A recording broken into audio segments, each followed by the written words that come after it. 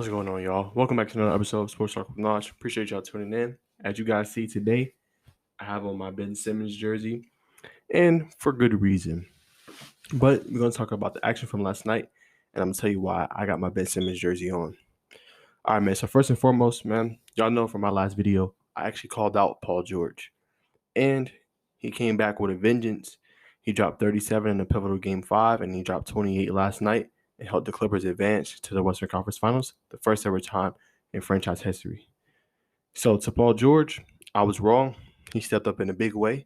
And in this series, he actually averaged 20 or more points in all the games that they played. Granted, game 1, he was 4 for 17, and game 2 was 8 for 18. But overall, Paul George stepped up to the plate. There's not much more you can ask of him, especially without having running mate Kawhi Leonard, who was hurt. Paul George did his thing, Paul George did his thing, and he showed flashes of his older self, when he was back in Indiana. I mean, he really played well, and he gave the Clippers what they needed in order to advance in this series. Because when Paul George went down, when Kawhi Leonard went down, I thought it was a wrap. I'm not gonna lie to you, I really did. I really thought it was a wrap. But I mean, he stepped up and he showed us what he was made of. So, credit to Paul George, and I can't wait for this next series when they play the Suns. I think it's going to be an incredible series. Still waiting on to see, the status of Chris Paul, who's still in COVID protocol, and also the status on Kawhi Leonard. Still know the severity of his knee injury, but curious to see if he actually plays or if he's done it for the playoffs. Still remains to be seen. But the action from last night. So we're going to talk about the Hawks game first. So actually in the Hawks game, this was Atlanta came out on fire. I mean, they were hitting threes, but they just didn't get enough help, I believe, from the supporting cast. I mean, Kevin Huerter was great in the first half. He was like 6 of 8. He had 15 of his 17 points in the first half. But Trae Young, besides Huerter, really, and I mean, Danilo Gallinari off the bench scoring 16, their bench only scored 20 points. And then the rest of the starters were in single digits. So you need more from your supporting casting units. Well, I'll take that back. Clint Capella had 14 points and 11 rebounds. But besides that, you need more from your supporting cast. And then Bogey ended up getting hurt. So that's Bojan Bogdanovic. He got hurt, and he was actually only had 7 points on 11 shots. So his status is in question for Game 7. Don't know what's going to happen there. No updates yet. But Young needs more. Young just dropped 34 points and 11 assists. I mean, he's on a historic stretch and a historic debut for it being his first time actually being in the playoffs. I mean, he just reminded everybody, what people were sleeping on, even those years when they weren't winning, because it's only his third season. And even to get this far to a Game 7 against the number 1 seed shows really how good he is. So he needs help. If Atlanta's going to win Game 7 in Philly, which they have won games in a hostile environment, but I'm going to tell you this, they cannot go down 20-something points in the first half and expect to win the game. I know they did that when they play Game 5, but they cannot do that in Game 7. It's going to be a wrap because it's going to have the crowd effect in there, going to have the momentum. It's just going to be difficult to come back from that kind of deficit in this Game 7. So the key for them is to get ahead early or, try to stay in the game and, get those shooters open. Get those shooters open, have them knock down shots. And like Nate McMillan talked about and hinted on in the press conference, they got to do better with moving the ball around. The ball stuck to me way too much. Got to keep continuing getting Trae Young in those pick and roll opportunities with with Collins and Capella, and then we're to be able to set up some shooters, in order for them to win. Now, I know you guys are thinking, after Philly won yesterday, why do I have on Ben Simmons jersey or Philly jersey? Look, I'm not no Philly fan, okay? I do like Ben Simmons, though, but he has to do better. Like, some of that's not his fault with the fouls. I mean, some of them were ticky-tack, but he was in foul trouble all game, only played 25 minutes, and he had 8 points. They had Tyrese Maxey, who's a rookie, to come off the bench and ball, 5 of 12 from the field, but he had like 14 points, and he was in the game for pivotal moments instead of Ben Simmons. So I'm wearing this jersey to bring up that I need Ben Simmons to be better. He was not good enough in the Game 6. He needs to be better. We know Ben Simmons is an all-star. He could potentially be a phenomenal, great player, but it's just too many shortcomings. Like right now, he's shooting 32% from the free throw line. I mean, that's just not going to cut it. 32% from the free throw line. And what's crazy is everybody's like, "Oh, Ben Simmons can't shoot," and they say it's a mental thing. I mean, if you guys ever go and watch, it's called Rico Hines. You can watch it. It's a YouTube channel. Most of the pro athletes or the pro basketball players go to this little camp or whatever you want to call it, just to get in a little off-season work. You can see like Russell Westbrook, Blake Griffin, a bunch of different cats going there. Luka Doncic going there, and you know what I'm saying. Now I know those are what you call it, backyard games or whatever you want to call it. Those are games that you know what I'm saying, don't matter, but it's still good to stay in shape. You're still competing against players that are in the same league as you. I've seen him go there and pull up shots and straight ball out, like pulling up, 3-point shots. So to me, at this point, it's mental. I don't think he can't do it. It's if in his mind he believes he can do it. That's what this comes down to. So for tomorrow, I'm challenging Ben Simmons to drop 20 tomorrow, more than 20 points. Whether that's slashing to the rim, whatever it is, floaters. He has to do more if Philly's going to advance to the Eastern Conference Finals. If he don't, they're gonna go home tomorrow.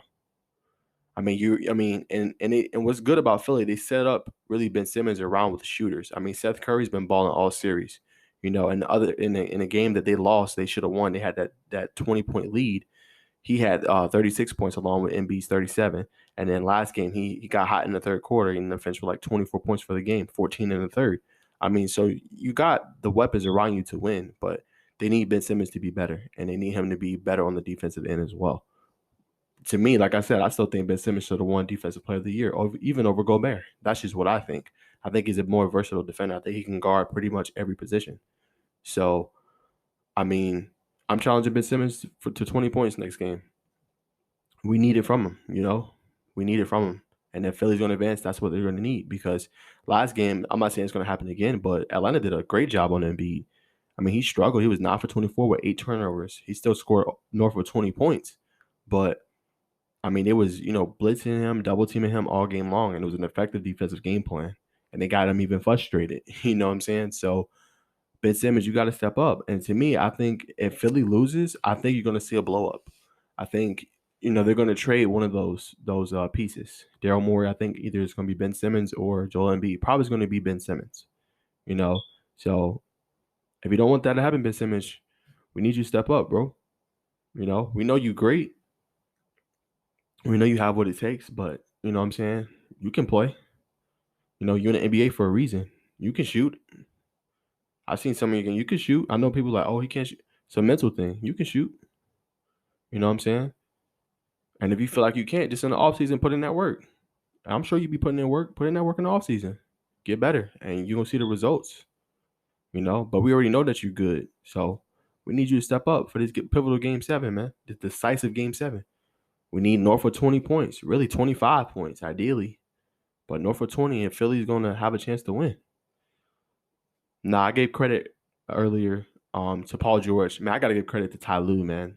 I mean, he don't get enough credit, I think, as a head coach, because the Clippers, last year they had shortcomings because, like I said, Lakers was there waiting for them, and they blew a 3-1 lead to Denver and Jamal Murray and Nikola Jokic and the Nuggets. But I mean, this year down 2-0 both series, against Dallas Mavericks and this team, and Utah looked like they were the better team. I'm not gonna lie, they did, but to turn it around and win 4 straight. In this past series against Utah and advance to the first ever conference finals where they were 0 for 8 in those determining games, got to give Ty Lue credit. Whatever he's doing the right things. Starting Terrence Mann, putting him in there. Getting Reggie Jackson more playing time. Really Rondo was supposed to come. He's supposed to be a point leader for the team, but he's using other players and they stepped up big. Like the Spurs game, Terrence Mann, he had the game of his life. 39 points, 15 of 21 from the field, 7 to 10 from 3. And Reggie Jackson had 27 points and 10 assists. And in 4 out of 6 games this series, he had double figures for Reggie Jackson.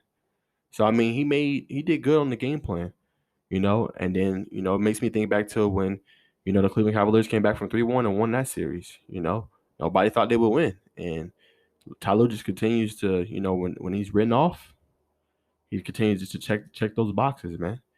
And in elimination games, I believe he's like 12-1, man. So, man, credit to Ty Lue. I mean, no Kawhi Leonard. Depending on the other players and Paul George, like I said, step up to the plate. I mean, hey, you got to give him credit as a coach. You really do. So, I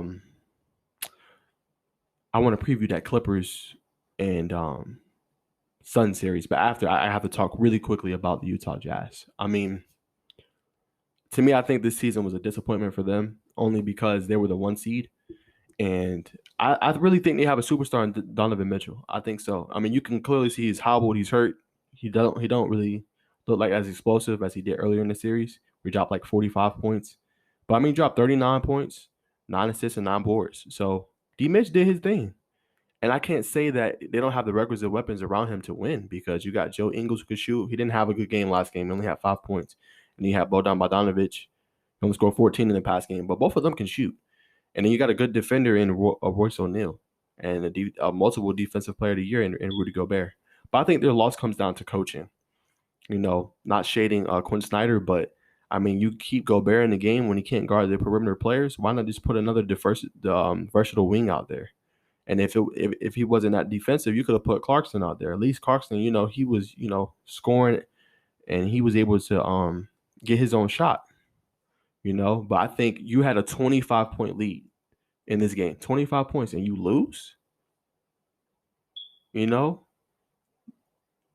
Terrence Mann looked like the second coming of like D Wade or something like that.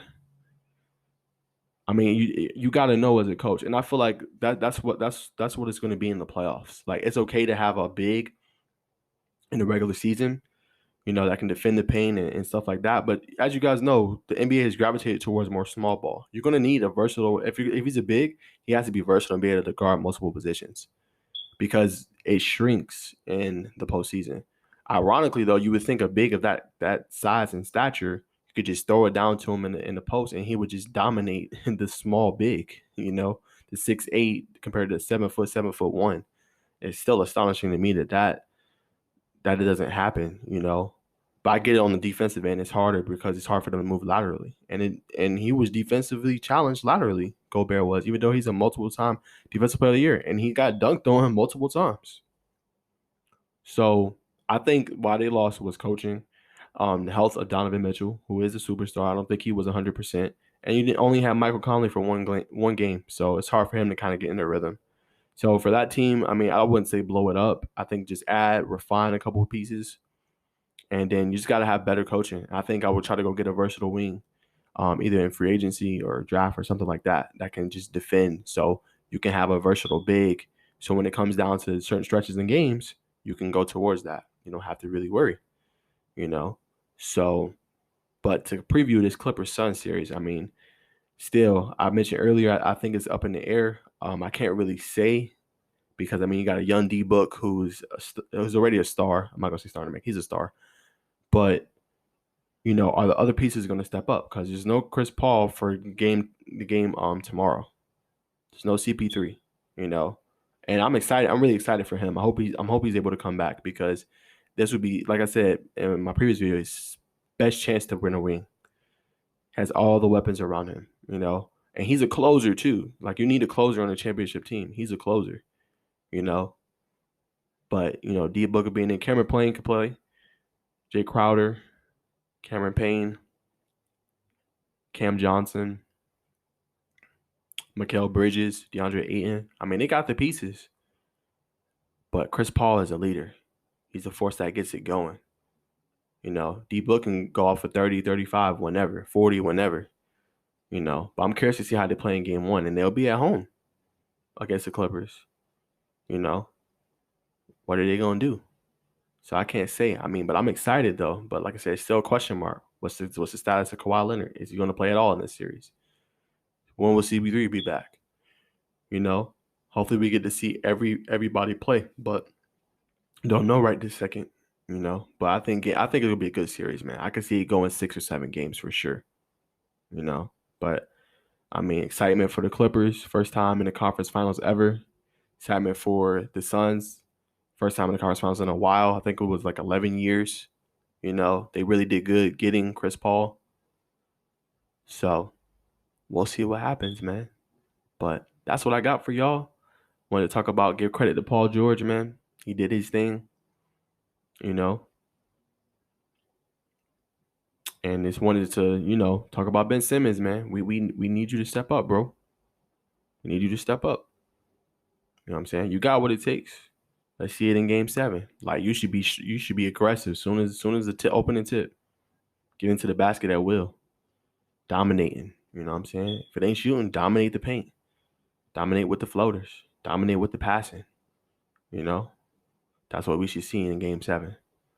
But all right, y'all. Appreciate y'all tuning in, man. Make sure y'all get at me on my Twitter, man, at Najee Woke. And make sure y'all like, comment, and subscribe. Hit that bell notification so you're always aware when I post a video. And man, I'll see y'all in the next one. Peace.